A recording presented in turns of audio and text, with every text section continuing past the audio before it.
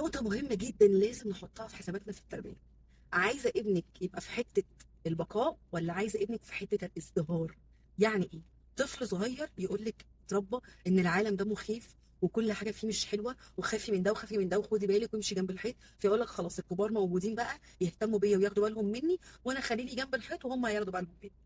طفل تاني وصل له نفس الفكره، بس اهله قالوا له اه العالم فعلا مخيف، بس لازم يبقى عندك المهارات اللي تبدا تتعامل بيها مع العالم ده.